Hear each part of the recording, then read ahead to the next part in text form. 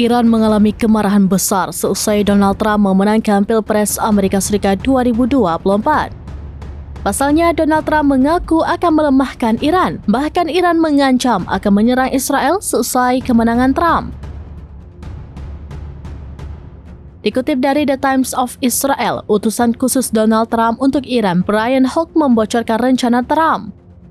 Ia mengatakan Trump tidak berminat pada perubahan rezim di Teheran.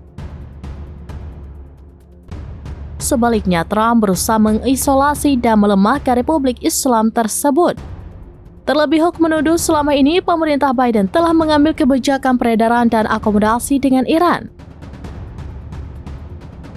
Kondisi itu disebutnya menyebabkan kegagalan pencegahan karena tidak seorang pun percaya Amerika Serikat memiliki kekuatan militer yang kredibel.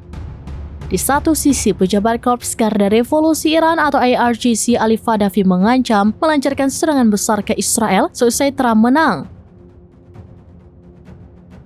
Pasalnya, para pejabat Barat mengatakan kemungkinan Trump akan kembali memberikan sanksi yang lebih berat kepada industri minyak Iran.